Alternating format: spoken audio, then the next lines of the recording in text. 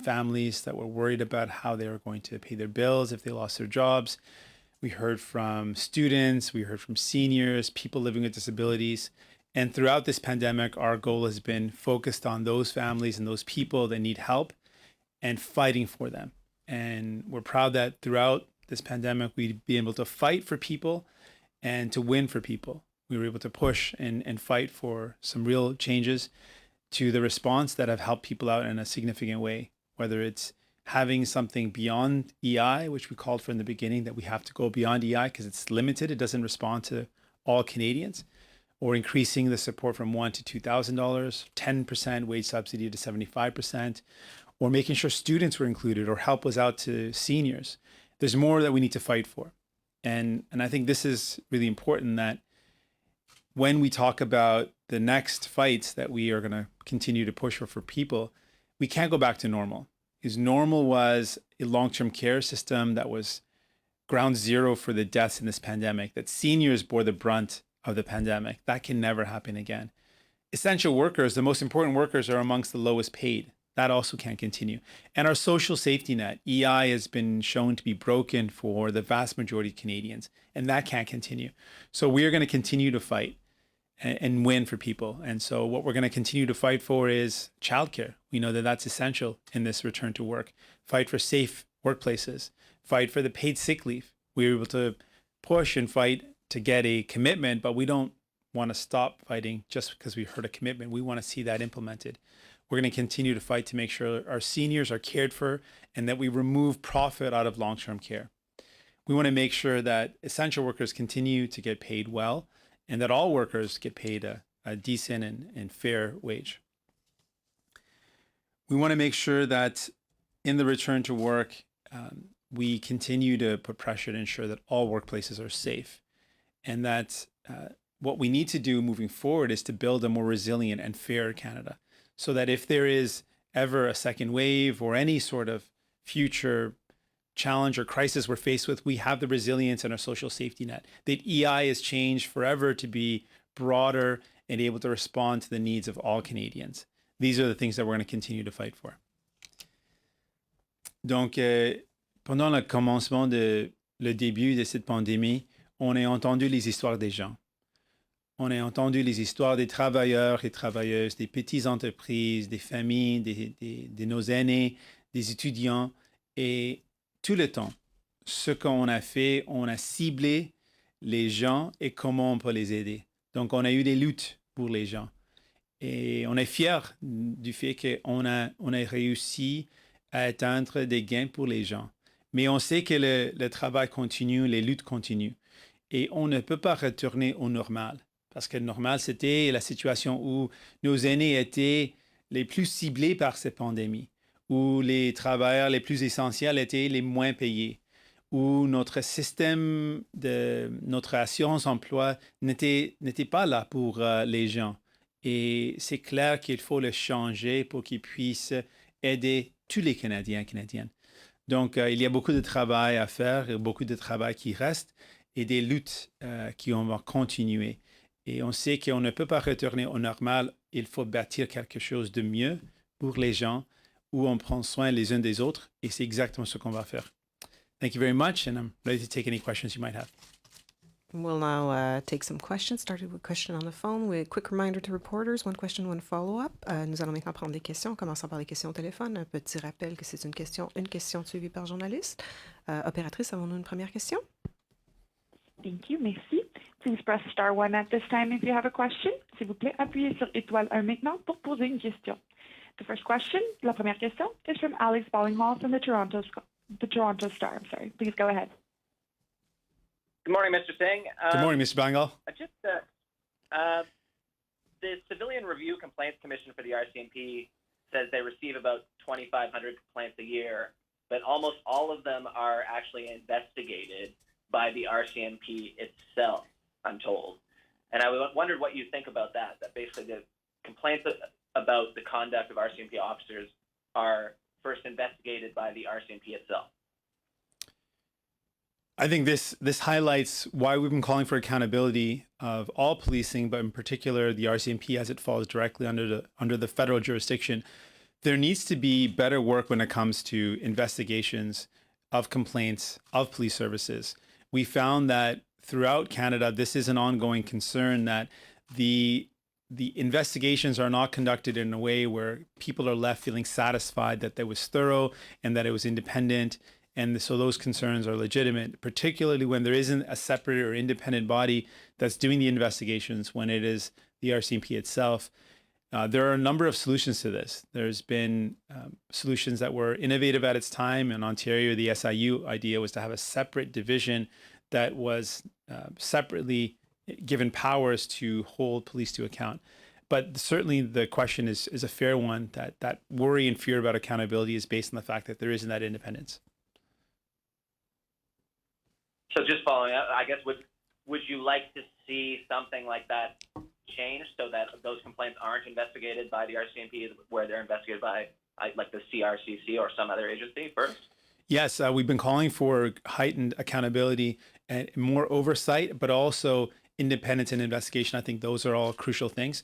Also, we need to have the data that the RCMP does collect released, and better data keeping and tracking so that we can make better decisions about where systemic racism is being exhibited, whether it's in the use of force or the arrests or the detention or stopping of people based on the color of their skin. We need the evidence to, again, refine and improve policies. But we know that these anecdotally are happening. We know that systemic racism is happening. So more accountability and, yes, independent investigations would help to move forward in a positive way. Opératrice, prochaine question. Thank you. Merci. The next question, la prochaine question est de Linda Dib de la Presse canadienne. À vous la parole. Oui, bonjour, Monsieur Singh. Bonjour. Dites-moi, bonjour. La semaine dernière, vous disiez que vous vouliez 4 mois de prolongation pour la PCU dans un premier temps. Alors, je voudrais savoir pourquoi est-ce que ça vous a suffi les 2 mois qu'on vous a offerts pour que vous votiez avec le gouvernement cet après-midi. Merci pour la question. Donc, on a dit qu'il faut prolonger l'appui pour les gens. C'était primordial.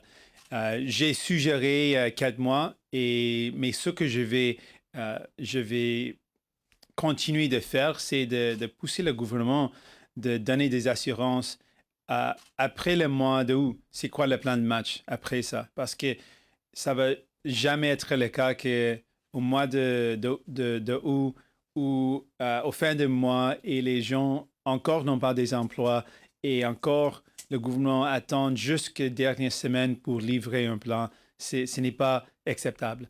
Donc, ce qu'on veut voir, c'est bon qu'il y a un prolongement d'appui, mais il faut aussi avoir un plan de match. Si le travail ne retourne pas, c'est quoi le plan pour modifier l'assurance emploi ou de livrer un autre programme pour continuer l'aide aux gens qui en ont besoin? Oui, mais ce que vous aviez comme pouvoir, vous l'avez laissé aller parce que vous allez voter avec le gouvernement cet après-midi. Alors, elle sera où l'autre occasion pour vous d'obtenir ce que vous voulez, ça veut dire ce plan dont vous parlez ou une plus longue prolongation de la PCU? Donc, on va continuer de lutter pour les gens et on va continuer de dire que le gouvernement a une responsabilité de s'assurer que les gens ne vont pas être dans la même situation en mois d'août ou au fin de l'été ou dans quelques semaines, ils vont être dans la même situation. Ce n'est pas acceptable, donc on va continuer de pousser le gouvernement pendant l'été. On a des opportunités pendant l'été pour continuer de mettre la pression sur le gouvernement pendant le mois de juillet et d'août. On a des moments dans le Parlement où on peut continuer de pousser le gouvernement pour livrer un plan de match pour les gens. Opératrice, prochaine question. Thank you. Merci. The next question, la prochaine question, is from Yasmin Mehdi from Radio Canada. Please go ahead. À vous la parole. Bonjour, M. Singh. Bonjour. Je fais suite un peu à la question qu'on vient de vous poser par rapport au vote d'aujourd'hui sur les crédits budgétaires. Vous avez probablement entendu le chef du Bloc vous accuser d'accepter n'importe quoi de la part du gouvernement. Alors, qu'est-ce que vous répondez à Yves-François Blanchet? Puis, est-ce qu'il a raison de dire que vous n'avez pas assez poussé le gouvernement? Moi, je ne réponds pas directement au Monsieur Blanchet, je réponds aux Canadiens et Canadiennes et je dis, pendant le commencement de cette pandémie, on peut dire que on a poussé le gouvernement et on a réussi à atteindre un appui comme la PCU pour les gens. On a augmenté l'appui 1000 jusqu'à 2000. On a réussi à mettre en œuvre un programme pour les étudiants qui n'étaient pas là. On a réussi à obtenir des gains pour nos aînés. On a augmenté la subvention salariale à 10% jusqu'à 75%. Donc, et on a réussi à atteindre des engagements pour un congé de maladie payé. Je dis aux Canadiens qu'on est fiers de le fait qu'on a réussi pendant cette pandémie à améliorer ou mettre en place tous les programmes euh, livrés par le gouvernement fédéral et on va continuer de faire ça. Je pense que nous étions effectivement le seul parti qui a réussi à faire des gains pour les gens parce que pendant toute cette pandémie, notre but, c'est d'améliorer les conditions pour les gens, d'aider des gens. Je m'occupe des gens. Autre dossier maintenant, le vote pour le Conseil de sécurité des Nations unies d'aujourd'hui. Est-ce que vous pensez que le Canada mérite un siège? Je pense que notre histoire était une histoire où on était une force pour la paix et la justice. Et je veux voir le Canada encore dans une position de promouvoir la justice et la paix. Et c'était notre histoire.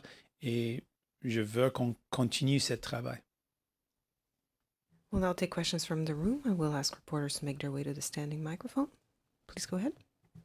Todd Lamarand, APTN.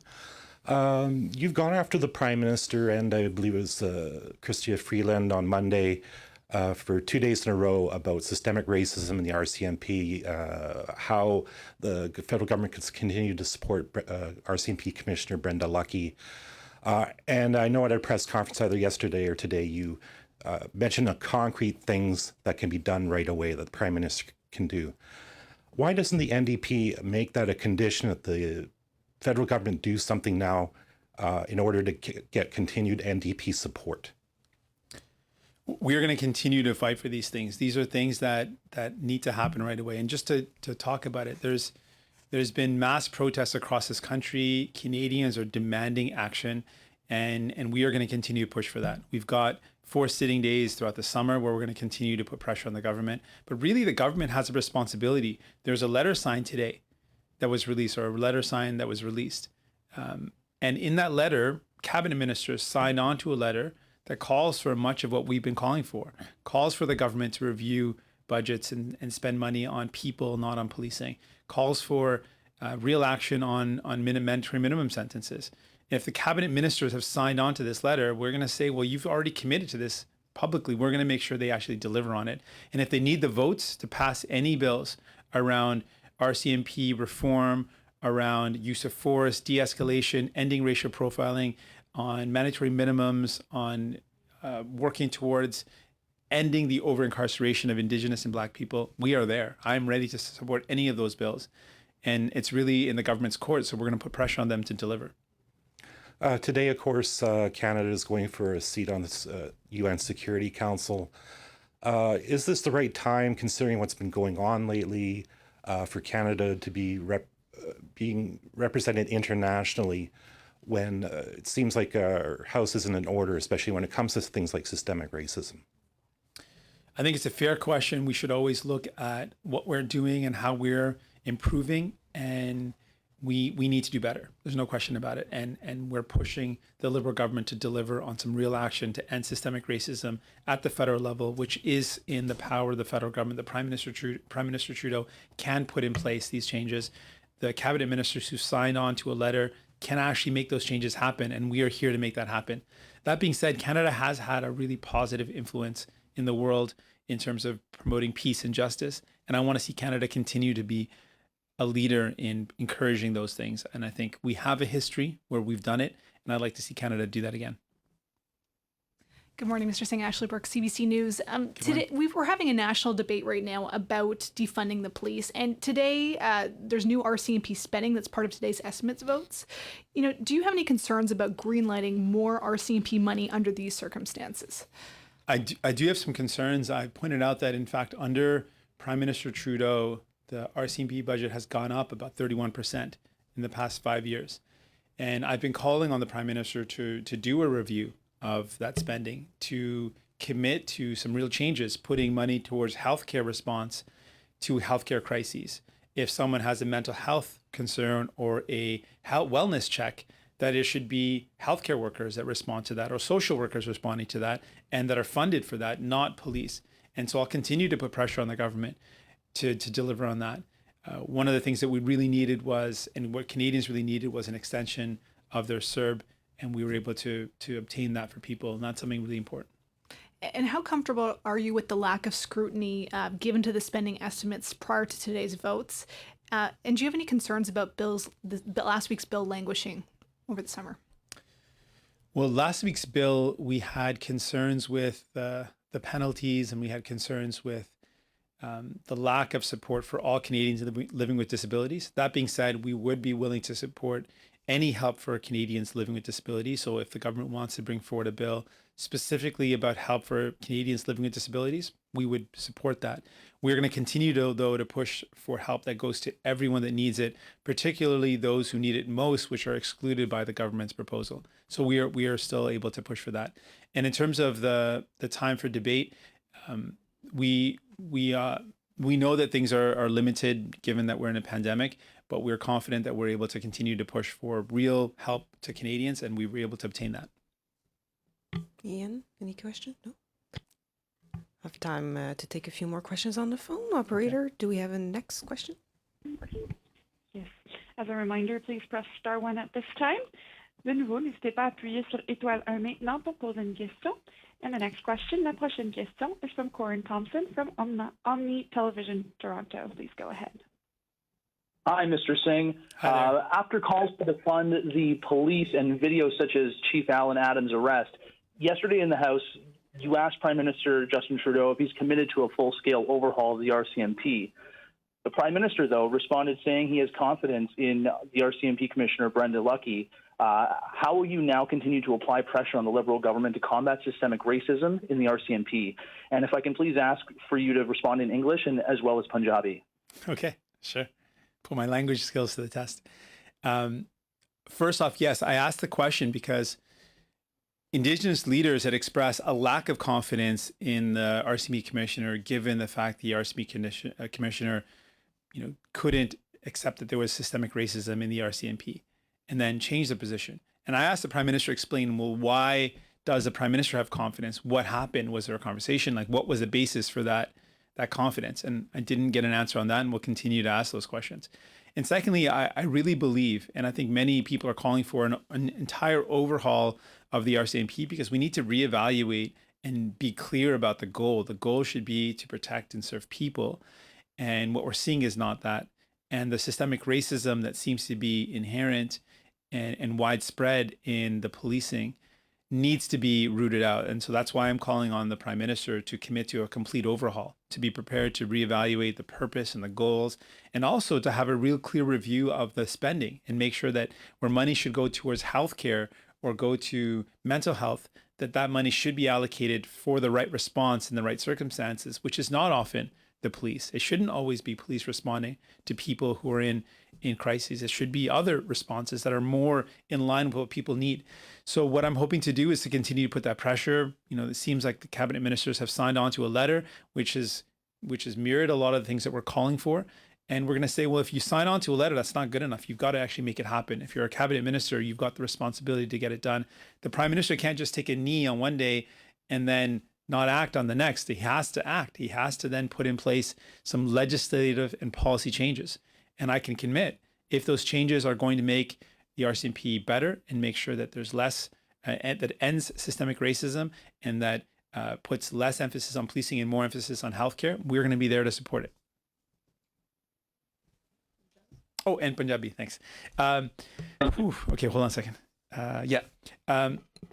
ਉਹਨਾਂ ਕਿਹਾ ਆਪਾਂ ਕਹਿੰਦੇ ਆ ਕਿ ਜਿਹੜਾ RCMP ਉਹਨਾਂ ਦਾ ਜੋ ਤਰੀਕਾ ਹੈਗਾ ਬੜਾ ਸਾਫ਼ ਦਿਸਦਾ ਆ ਕਿ ਘੱਟ ਗਿਣਤੀ ਕੌਮਾਂ ਦੇ ਨਾਲ ਉਹ ਗਲਤ ਤਰੀਕਾ ਨਾਲ ਵਰਤੇ ਨੇ ਤਾਂ ਆਪਾਂ ਪ੍ਰਧਾਨ ਮੰਤਰੀ ਨੂੰ ਕਿਹਾ ਕਿ ਤੁਸੀਂ ਇਕੱਲਾ ਇੱਕ ਮੋਰਚਾ ਤੇ ਨਹੀਂ ਆ ਸਕਦੇ ਤੁਸੀਂ ਤੁਹਾਡੇ ਕੋਲ ਪਾਵਰ ਹੈ ਤੁਹਾਡੇ ਕੋਲ ਜ਼ੋਰ ਹੈ ਤੁਸੀਂ ਕੁਛ ਕਰ ਸਕਦੇ ਹੋ ਤੁਸੀਂ ਕਾਨੂੰਨ ਨੂੰ ਬਦਲ ਸਕਦੇ ਹੋ ਤਾਂ ਆਪਾਂ ਉਹਨੂੰ ਕਿਹਾ ਕਿ ਤੁਸੀਂ ਕਾਨੂੰਨ ਨੂੰ ਬਦਲੋ ਅਤੇ RCMP ਨੂੰ ਕਹੋ ਕਿ ਜਿਹੜਾ ਕੰਮ ਕਰਨਾ ਚਾਹੀਦਾ ਉਹ ਕਾਨੂੰਨੀ ਤੌਰ 'ਤੇ ਸਾਨੂੰ ਲਾਗੂ ਕਰਨਾ ਚਾਹੀਦਾ ਅਤੇ ਜਿਹੜੇ ਮੂਲ ਨਿਵਾਸੀ ਕੌਮਾਂ ਨੇ ਕਿਹਾ ਕਿ ਸਾਨੂੰ ਉਮੀਦ ਨਹੀਂ ਹੈ ਕਿ RCMP ਦੇ ਕਮਿਸ਼ਨਰ ਉਹ ਕੰਮ ਕਰ ਸਕਦੇ ਨੇ ਜੋ ਆਪਾਂ ਚਾਹੁੰਦੇ ਹਾਂ ਜਿਹੜੀ ਘੱਟ ਗਿਣਤੀ ਕੌਮਾਂ ਦੇ ਖਿਲਾਫ ਧੱਕਾਸ਼ਾਹੀ ਹੁੰਦਾ ਉਹਨੂੰ ਰੋਕਣ ਲਈ ਅਤੇ ਆਪਾਂ ਕਹਿ ਰਹੇ ਹਾਂ ਕਿ ਪ੍ਰਧਾਨ ਮੰਤਰੀ ਨੂੰ ਸਮਝਾਉਣਾ ਚਾਹੀਦਾ ਕਿ ਉਹਨੂੰ ਕਿਉਂ ਉਮੀਦ ਹੈ ਕਿ ਉਹ ਕਮਿਸ਼ਨਰ ਕਰ ਸਕਦੇ ਨੇ ਅਤੇ ਦੂਜੀ ਗੱਲ ਹੈ ਕਿ ਉਹ ਇਕੱਲੇ ਮੋਰਚੇ 'ਤੇ ਨਹੀਂ ਜਾ ਸਕਦੇ ਉਹਨੂੰ ਕੰਮ ਕਰਨਾ ਚਾਹੀਦਾ ਕਾਨੂੰਨੀ ਤੌਰ 'ਤੇ ਸਾਨੂੰ ਬਦਲਾਅ ਲੈ ਕੇ ਆਉਣਾ ਚਾਹੀਦਾ ਆਪਾਂ ਕਹਿ ਰਹੇ ਹਾਂ ਕਿ ਇੱਕ ਤਾਂ ਜਿੱਥੇ ਸਿਹਤ ਸੇਵਾਵਾਂ ਦੀ ਕੋਈ ਗੱਲ ਹੋਵੇ ਜੇ ਕੋਈ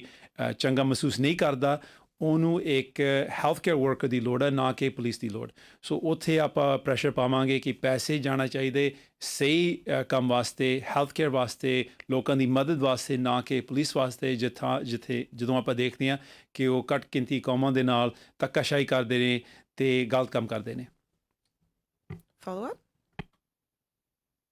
Thank you, Mr. Singh. You've had experiences in the past with police checks and interaction with police in your own personal experiences. Now, my question to you is, these experiences that you've had in the past, how do you expect to shape reforms for the system? Putting forth with your own personal experiences, how do you see getting formidable change on overhauling the RCMP and essentially when we throw around the term defunding the police, how systematically do you feel we should be approaching this? And if I Sure. can get an English and Punjabi response, that'd be great. Sure. So my personal experience, I've shared that I've been stopped by the police for no reason, and the feeling that you get when you're stopped by the police, not having committed any offense, not being charged afterwards, gives you a feeling that you don't belong in your own community. And I was someone at the time ranging from being a first-time or new driver, when I first got my license, to being a law school student, even being a lawyer. And I had certain access to resources. As a law student, when I was stopped by the police, or as a lawyer, I had recourse. And I just imagine what that's like for someone who has no access to law, doesn't know their rights, and doesn't have the resources to defend themselves, and how scary that is and how difficult that is. And the impact of that is something that is lasting. So I absolutely know that racial profiling has a massive negative impact from all the people who've shared their stories, all the activists who've talked about it, and from a little experience of my own. And that's why when we call for systemic and overhaul, there is systemic racism, and it's not going to be fixed by one or two changes. It's going to require systemic change, and it can be done. If there is a will to do this, there's a whole host of changes that can happen, and I've listed some of them. But just to clarify, de-escalation as a priority. When police are called to deal with a situation, often we see the approach, the aggressive commands, the quick display of weapons as escalating the conflict as opposed to de-escalating. And there needs to be a focus on de-escalation. There needs to be a review of use of force. When is it appropriate to use force? With the example of Chief Alan Adam, there is no justification that in an offense which is administrative, potentially an expired license plate, that there is ever any justification that force could be applied in that context. To me, is just mind-boggling. And so there's examples of reviewing the use of force. We know that sentencing has resulted in over-incarceration. We can change sentencing rules to no longer allow for jail sentences for non-violent offenses or for administrative offenses. These are some concrete changes we can make. And then with the police, we need to do an overhaul of what the focus and goal is of the RCMP, given what we're seeing as a really deep systemic racism that is impacting Indigenous and Black lives. So I think that we can absolutely make this happen. It just takes the will to do so. ਤੇ ਪੰਜਾਬੀ ਦੇ ਵਿੱਚ ਜੋ ਮੈਂ ਆਪ ਮਹਿਸੂਸ ਕੀਤਾ ਕਿ police ਨੇ ਮੈਨੂੰ ਬਿਨਾਂ ਮਤਲਬ ਤੋਂ ਰੋਕਿਆ ਕੋਈ ਚਾਰਜ ਨਹੀਂ ਸੀ ਕੋਈ ਕਾਰਨ ਨਹੀਂ ਸੀ ਸਿਰਫ ਕਿਉਂਕਿ ਮੈਂ ਸ਼ਾਇਦ ਅਲੱਗ ਲੱਗਦਾ ਸੀਗਾ ਅਤੇ ਮੈਨੂੰ ਰੋਕਿਆ ਮੈਨੂੰ ਜਿੱਦਾਂ ਔਖੇ ਹੋ ਕੇ ਬੋਲਿਆ ਤੇ ਮੈਨੂੰ ਪਤਾ ਕਿ ਬਹੁਤ ਸਾਰੇ ਬੰਦੇ ਨਾਲ ਇਦਾਂ ਹੁੰਦਾ ਆ ਤੇ ਮੈਂ ਤਾਂ ਉਦੋਂ ਬਚਪਨ ਤੋਂ ਜਦੋਂ ਮੈਂ ਕਹਿ ਲਓ ਗੱਡੀ ਚਲਾਉਣ ਲੱਗਿਆ ਉਦੋਂ ਤੋਂ ਜਦੋਂ ਮੈਂ ਵਕੀਲ ਬਣਿਆ ਕਈ ਵਾਰੀ ਮੈਨੂੰ ਰੋਕਿਆ ਗਿਆ ਤੇ ਜਦੋਂ ਮੈਂ ਵਕੀਲ ਬਣ ਰਿਹਾ ਸੀਗਾ ਪੜ੍ਹਾਈ ਕਰ ਰਿਹਾ ਸੀ ਜਦੋਂ ਮੈਂ ਵਕੀਲ ਬਣਿਆ ਤਾਂ ਮੈਨੂੰ ਰੋਕਿਆ ਤਾਂ ਮੈਨੂੰ ਕੋਲ ਸਹੂਲਤ ਸੀਗੇ ਮੈਨੂੰ ਪਤਾ ਸੀਗਾ ਕਿ ਮੇਰੇ ਕੀ ਹੱਕ ਨੇ ਪਰ ਆਮ ਬੰਦੇ ਮੈਂ ਸੋਚਦਾ ਕਿ ਜਿਹੜੇ ਜਵਾਨ ਹੋਵੇ ਜਿਹਨੂੰ ਰੋਕਿਆ ਜਾਂਦਾ ਉਹਨੂੰ ਬੜਾ ਮਾੜਾ ਮਹਿਸੂਸ ਹੁੰਦਾ ਤੇ ਸੁਨੇਹਾ ਵੀ ਬਹੁਤ ਗਲਤ ਭੇਜਿਆ ਜਾਂਦਾ ਕਿ ਤੁਸੀਂ ਇੱਥੇ ਬਿਲੋਂਗ ਨਹੀਂ ਕਰਦੇ ਇਹ ਤੁਹਾਡਾ ਥਾਂ ਨਹੀਂ ਹੈਗਾ ਤੁਸੀਂ ਇੱਥੇ ਰਹਿ ਨਹੀਂ ਸਕਦੇ ਤੇ ਲੋਕ ਆਪਣੇ ਘਰ ਆਪਣੇ ਆਲੇ ਦੁਆਲੇ ਆਪਣੇ ਗੁਆਂਢ ਦੇ ਵਿੱਚ ਰੋਕੇ ਜਾਂਦੇ ਨੇ ਤੇ ਇਹ ਗਲਤ ਆ ਤੇ ਇਸ ਕਰਕੇ ਮੈਂ ਚੇਂਜ ਬਦਲਾਅ ਲੈ ਕੇ ਆਉਣਾ ਚਾਹੁੰਦਾ ਜੋ ਸਿਸਟੈਮਿਕ ਆ ਕਿਉਂਕਿ ਜੇ ਆਪਾਂ ਢਾਂਚਾ ਨੂੰ ਬਦਲਣਾ ਜੇ ਢਾਂਚਾ ਹੀ ਖਰਾਬ ਹੈ ਤਾਂ ਢਾਂਚਾ ਨੂੰ ਬਦਲਣਾ ਪਊਗਾ ਸੋ ਇਹਦੇ 'ਚ ਆਪਾਂ ਇਹ ਕਹਿ ਰਹੇ ਹਾਂ ਕਿ ਇੱਕ ਤਾਂ ਜਦੋਂ ਪੁਲਿਸ ਜ਼ੋਰ ਵਰਤੇ ਨੇ ਕਿ ਕਿਉਂ ਵਰਤਣ ਤੇ ਕਦੋਂ ਵਰਤਣ ਤੇ ਕਿਵੇਂ ਵਰਤਣ ਇਹ ਸਾਰਾ ਕੁਝ ਰਿਵਿਊ ਹੋਣਾ ਚਾਹੀਦਾ ਖੋਜ ਹੋਣੀ ਚਾਹੀਦੀ ਕਿ ਕਦੋਂ ਸਹੀ ਹੈ ਕਦੋਂ ਨਹੀਂ ਹੈ ਤੇ ਆਪਾਂ ਦੇਖਦੇ ਕਿ ਜਦੋਂ ਕੋਈ ਸਮੱਸਿਆ ਹੁੰਦਾ ਜਦੋਂ ਕੋਈ ਕੌਨਫਲਿਕਟ ਹੁੰਦਾ ਪੁਲਿਸ ਆ ਕੇ ਉਹਨੂੰ ਹੋਰ ਗਰਮ ਕਰਦੇ ਨੇ ਠੰਡੇ ਕਰਨ ਦੇ ਬਜਾਏ ਤੇ ਇਹ ਇੱਕ ਪਾਲਿਸੀ ਹੈ ਡੀ-ਐਸਕੇਲੇਸ਼ਨ ਨੂੰ ਠੰਡਾ ਕਰਨਾ ਤੇ ਸ਼ਾਂਤੀ ਨਾਲ ਜਿਹੜਾ ਕੋਈ ਮਾਹੌਲ ਹੋਵੇ ਔਖਾ ਮਾਹੌਲ ਉਹਨੂੰ ਸ਼ਾਂਤੀ ਨਾਲ ਲੋਕਾਂ ਦੇ ਜਿਹਦਾ ਹੱਲ ਲੱਭਣਾ ਇਹ ਜ਼ਰੂਰੀ ਗੱਲ ਆ ਤੇ ਆਪਾਂ ਕਿਹਾ ਕਿ ਜਿਹੜੀ ਘੱਟ ਗਿਣਤੀ ਕੌਮਾਂ ਦੇ ਖਿਲਾਫ ਧੱਕਾਸ਼ਾਹੀ ਹੁੰਦਾ ਜਾਂ ਰੇਸਿਜ਼ਮ ਹੁੰਦਾ ਉਹਨੂੰ ਰੋਕਣਾ ਚਾਹੀਦਾ ਤੇ ਆਪਾਂ ਰੋਕ ਸਕਦੇ ਹਾਂ ਕਾਨੂੰਨੀ ਤੌਰ ਤੇ ਪਾਲਿਸੀ ਤੌਰ ਤੇ ਇਹ ਸਾਰਾ ਕੁਝ ਕਰਨਾ ਚਾਹੀਦਾ ਤੇ ਆਪਾਂ ਇਹਦੇ ਬਾਰੇ ਕੰਮ ਕਰਾਂਗੇ ਕਿਉਂਕਿ ਹੋਣਾ ਕੀ ਚਾਹੀਦਾ ਕਿ ਹਰੇਕ ਨੂੰ ਇਹ ਮਹਿਸੂਸ ਹੋਣਾ ਚਾਹੀਦਾ ਕਿ ਜਦੋਂ ਪੁਲਿਸ ਆਉਣ ਉਹ ਆਮ ਲੋਕਾਂ ਵਾਸਤੇ ਕੰਮ ਕਰਨ ਨਾ ਕਿ ਤੁਹਾਨੂੰ ਇਹ ਮਹਿਸੂਸ ਹੋਵੇ ਕਿ ਜੇ ਤੁਸੀਂ ਘੱਟ ਗਿਣਤੀ ਕੌਮ ਤੋਂ ਬਿਲੋਂਗ ਕਰਦੇ ਹੋ ਤਾਂ ਤੁਹਾਨੂੰ ਕੁਝ ਮਾੜਾ ਹੋਊਗਾ ਜਾਂ ਤੁਹਾਨੂੰ ਕੋਈ ਧੱਕਾਸ਼ਾਹੀ ਹੋਊਗਾ ਉਹ ਹੋਣਾ ਨਹੀਂ ਚਾਹੀਦਾ ਤੇ ਇਹਨੂੰ ਆਪਾਂ ਰੋਕਣਾ ਚਾਹੁੰਦੇ ਹਾਂ And we'll now take one. Thanks. We'll now take one last question in the room. Ian? Mr. Singh, with CTV News. I've inspired a question. Yeah. We've talked a lot about what needs to be done with the RCMP going forward, and a lot because we're talking about systemic issues. These are, a lot of the time they take longer to fix. What are some practical short-term things we can do right now at a federal level with regard to the RCMP so we can prevent more situations like what happened to Chief Alan Adam in Fort McMurray, those types of situations? Sure. Thank you for the question. I would say the immediate things that would take a very quick legislative change, and we've got examples in Ontario where we suggested some changes and some of them were made, not all of them, but to end racial profiling, so to end carding or street checks or the arbitrary detention of people based on the color of their skin. There could be an express prohibition of that. Now, people are going to say that it's against the charter anyways, and it is, but it still happened in Toronto, one of the most diverse cities in the world. So it was only after regulation changes were brought in that specifically and expressly prohibited it that actually we saw a reduction in the stops. It didn't mean it ended because there were some loopholes in those regulations that should not have been there. But we can actually expressly prohibit that. That's one step I think that could happen right away. There could be we want an extensive review of use of force, but there could be some immediate policy changes to use of force. Like when is it appropriate and when is it clearly not appropriate? That could be clear. If there's an administrative offense, there doesn't need to be an arrest. There could be a ticket or a fine that's sent to someone's home, confirm their residence and send it to their home. There doesn't need to be an aggressive interaction in an administrative offense like a expired license plate. So those are some immediate things. De-escalation, there could be an emphasis that police are sent a clear mandate letter that there needs to be a focus on de-escalation. The police job should not be to go in with aggressive commands, which is the approach, aggressive commands, shouting them, ordering people to comply. That approach doesn't work. In a high tense situation, it creates more tension. And then finally, we can make a clear shift towards our resources, that money should be spent on healthcare workers to respond to many situations rather than policing. And so when we think about a wellness check, or we think about a mental health check, in all these cases, it should not be an RCMP officer or any police officer responding. It should be a healthcare worker that might be supported by additional supports, but it shouldn't be armed police officers knocking on your door if there's a wellness or a healthcare or a mental health concern. Like that does not make any sense. So those are some immediate things that we can put in place. And just again, to remind the government, if any of these legislations or any of these ideas are considered, we are willing to support them. and the government has no excuse not to bring them forward. They have a ready and willing partner. Me as leader of the New Democratic Party, I'm ready to do that. And I know you already spoke a bit about the Security Council, but the vote on that is today. And I'm just wondering if you can give us a answer to why do you think Canada deserves to be on that Security Council seat, and should we win it, what do you hope we do with that newfound position?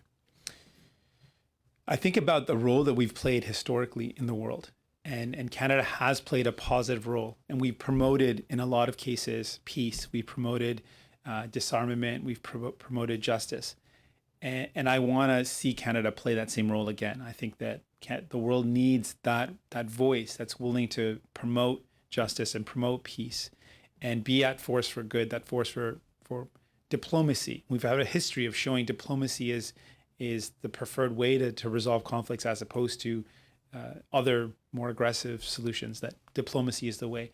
And I think that we can continue to play that positive role. And that's what I'd like to see Canada do. If we win the council seat, I want to see Canada play a constructive and positive role to encourage peace and to encourage justice, to encourage diplomacy.